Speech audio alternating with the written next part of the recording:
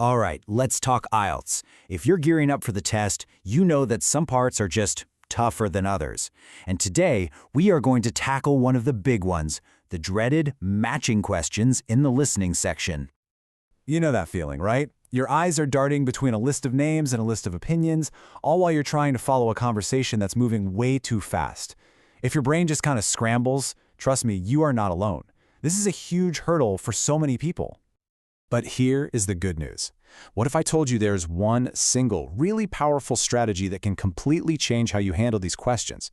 In this explainer, we're going to break it down, and by the end, you're going to feel so much more confident and in control.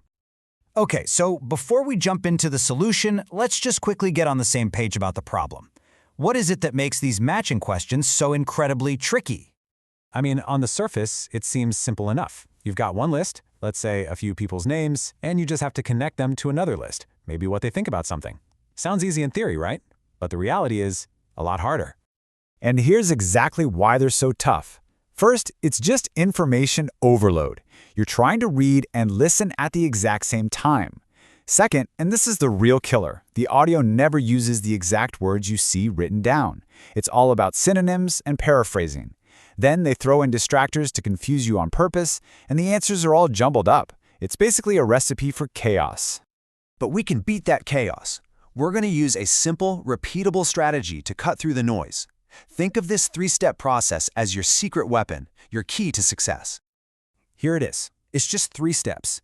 Analyze, predict, and then listen and match.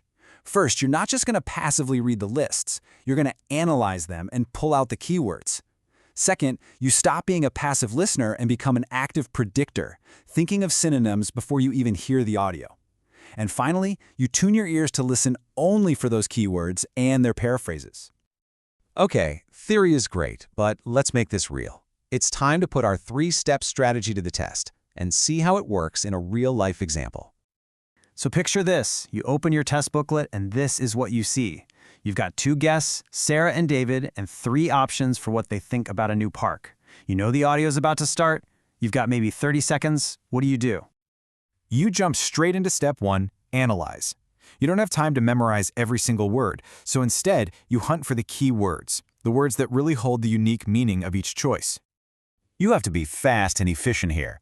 For option A, you might underline more facilities. For B, location perfect. And for option C, the core of it is definitely concerned and cost. Get that pen out and underline those words right on your paper. Now for the magic. This is the step that's a real game changer. With those keywords fresh in your mind, you take a couple of seconds to actually predict how someone might say that same idea, just with different words. This is how you get one step ahead of the test. So, for concerned about the cost, what could that sound like? Well, your brain should be firing off ideas like worried about the budget, or maybe they'll just say it's too expensive, or something more formal like it's not financially viable. You're building a little mental map of possibilities. And now you're all set. The audio starts, but you're not trying to understand every little detail of the conversation. Nope, your focus is razor sharp. You are listening for one thing and one thing only, your keywords and the paraphrases you just predicted. And then you hear this. Sarah liked the design. Okay, that's interesting, but it's a distractor. Then you hear David's name, and right after it, worried about the budget, and too expensive, and ding, ding, ding, your brain immediately recognizes those as perfect paraphrases for concerned about the cost. And just like that, click. You've got your match. David is C. See what happened? You didn't get lost worrying about what Sarah said.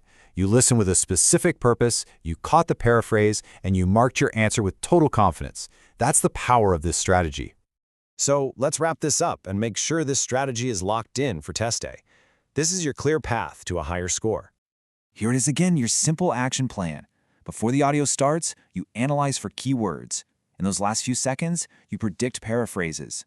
And when you hear the conversation, you listen with a laser focus to match, analyze, predict, match. That's your new mantra. So the most important thing I want you to take away is this. You need to change your mindset.